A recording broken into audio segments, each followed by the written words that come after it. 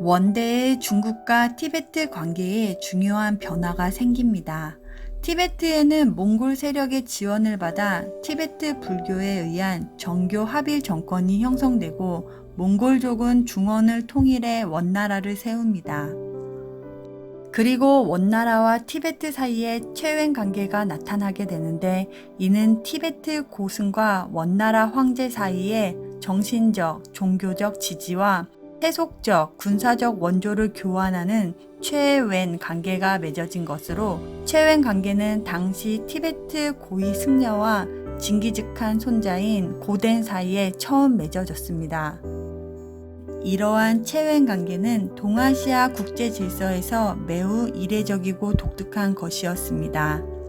최wen 관계를 통해 몽골은 전쟁 없이 티베트 불교를 신봉하는 유목민족들이 원나라에 편입되도록 종교적 영향력을 발휘하였고, 티베트 불교는 티베트에서 정교 합일 정권을 수립할 수 있었습니다.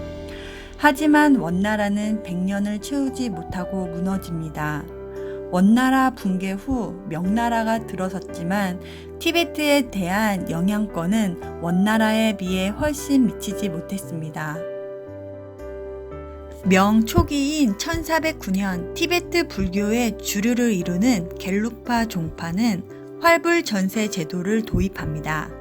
이 제도는 불교 고승이 사망하면 교단에서 어린 전생자를 찾아 계보를 잇는 독특한 계승 방식이었습니다. 이후에 달라이 라마 제도로 이어지는데, 달라이 라마의 정치적 통치력은 중부 티베트에만 미쳤을 뿐 티베트 전역을 포괄하지는 못했지만, 종교적인 권위는 여전히 티베트를 넘어 몽골과 만주까지 미쳤습니다. 1653년 5대 달라이 라마는 베이징을 방문해 청나라 황제를 만납니다. 이 만남은 티베트에게는 최wen 관계의 수립을 의미했으나, 청조의 입장은 몽골인에 대한 통제에 도움을 받고자 하는 측면이 강했습니다. 청조는 티베트 불교를 신봉하는 유목민들에게 큰 영향력을 발휘한다는 전략적 고려에 따라 티베트 불교의 최고위 승려인 달라이 라마를 우대합니다. 하지만 점차 티베트에 대한 통제를 강화해 나가고, 청나라는 1720년 티베트에서 몽골 세력을 몰아내고 티베트 전역을 장악합니다. 청조의 티베트 통제는 이전의 왕조들보다 훨씬 강화된 양상을 보였습니다. 티베트 내 청나라 병력의 주둔과 1727년 주장 대신의 설치, 1792년 달라이 라마에 대한 금병 추첨 제도 도입 등은 티베트는 청조의 종속적인 위치에 있음을 보여주고 있습니다. 청조는 18세기 후반 티베트 지역을 포함하는 제국체제를 완성합니다. 그리고 18세기 청조의 영토 범위는 현대 중국인들의 영토 인식에 대한 기준이 된다는 점에서 매우 중요한 의미를 갖게 됩니다. 당시 몽골은 청조의 철저한 분할 지배 정책으로 인해 예전과 같은 위력을 발휘할 수 없었고, 서역도 신장이란 이름으로 청나라에 통합되었습니다. 또한 청조는 동북 티베트인 영역인 캄을 스촨성 관할하에 두었고, 창두 서쪽 땅만 달라이 라마의 관할로 인정하였습니다.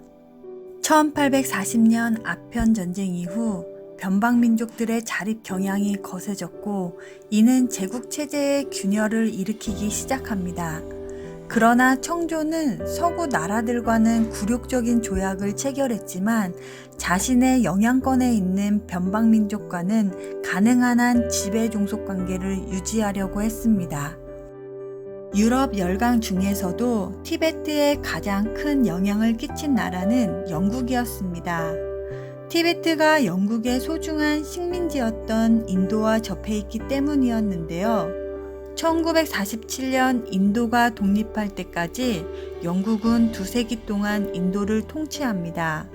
1830년 이후 영국과 러시아는 자국의 세력권을 확대하기 위해 터키, 페르시아, 아프가니스탄, 청의 신장으로 세력을 확대하게 되고 19세기에서 20세기로 넘어가는 전환기에는 티베트 지역에서 부딪히게 됩니다.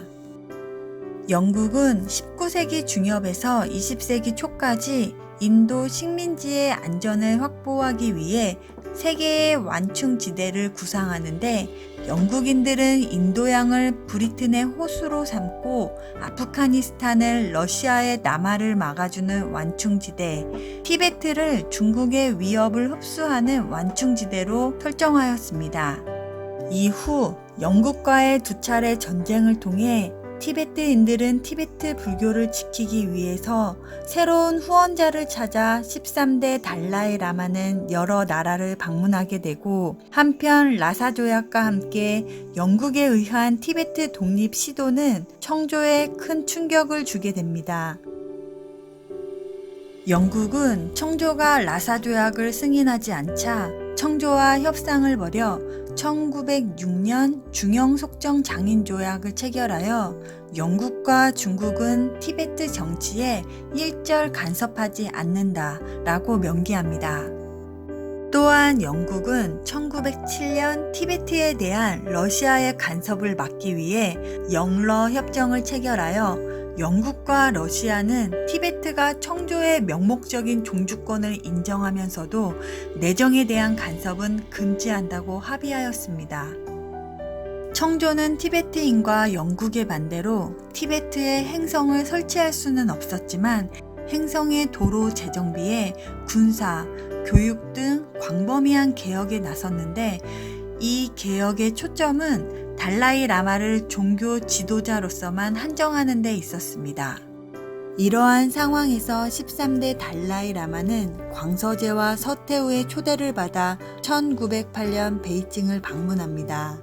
황제와 태후를 만난 자리에서 주장 대신을 거치지 않고 직접 황제에게 상주할 수 있는 권리와 동부 티베트에서 추진하고 있는 개토 기류 조치, 중부 티베트에서 추진하는 정치 개혁을 중단할 것을 요구하지만 별다른 성과를 거두지 못한 채 귀국하게 됩니다.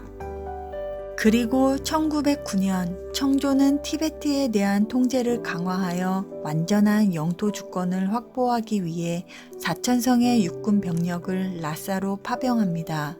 이에 1910년 달라이 라마 일행은 라사를 떠나 국경을 넘어 인도로 넘어가게 되면서 청조는 13대 달라이 라마의 명호를 박탈하고 두 번째로 중요한 위치를 차지하고 있는 판첸 라마를 라사에 머무르도록 하였는데 판첸은 이에 응하지 않았고 티베트인들의 분노를 일으키게 됩니다.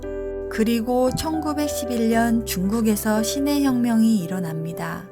1912년 중국 정부는 중화민국 임시약법을 선포하고 중화민국 영토는 22개 성과 내외 몽골, 티베트, 칭하이로 규정합니다.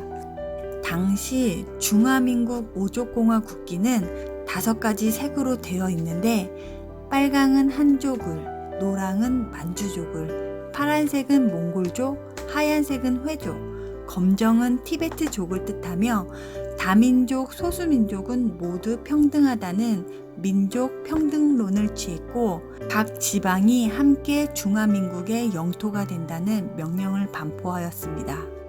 티베트 각지에서는 중앙정부에 대항하는 반란이 일어납니다. 그러나 결과적으로 티베트 정부는 독립을 이루지 못하였습니다. 1913년 심라회의가 시작이 됩니다. 티베트 대표는 티베트를 독립국가로 해야 한다고 주장하고 중국 대표는 티베트가 중국의 일부가 되어야 한다는 것을 기본 원칙으로 삼았습니다. 이에 영국은 조정안 11조를 제시했는데 이것이 심라 조약입니다. 주요 내용은 티베트를 네이장과 Y장으로 구분한다. 중국과 영국 양국은 외장의 티베트 자치를 승인한다. 중국 정부는 군대와 관리를 외장에 파견할 권리가 없다 등이었습니다. 하지만 이 조약에 대해 중국 정부는 비준하지 않았습니다. 1940년대에 들어 티베트에서 독립 추진의 기운이 다시 나타납니다. 1950년 티베트 친선 사절단이 영국, 미국, 인도, 네팔 등지에서 티베트 독립을 위한 외교 활동을 벌이지만 중국 정부의 인민해방군은 티베트군의 주력이 주둔하는 창두를 공격합니다. 이 전투에서 중국에 군사적으로 대항할 수 없었던 티베트는 저항을 포기합니다. 그리고 1951년 몇 차례의 협상을 통해 티베트가 중국의 영토임을 인정하지만 달라이 라마는 자치권을 보장하는 선에서 타협하게 되는데 이것이 티베트의 평화적인 해방 방법에 관한 17조였습니다.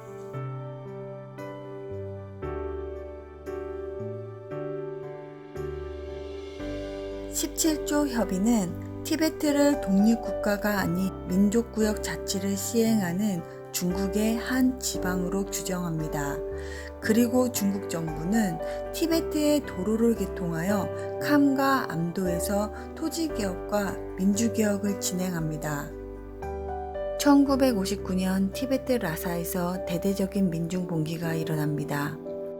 시위대들은 티베트 독립을 요구하며 중국 정부 철퇴 등을 외쳤고 그해 14대 달라이 라마는 인도로 망명하여 인도 북부 다람살라에 티베트 망명정부를 설립하였습니다.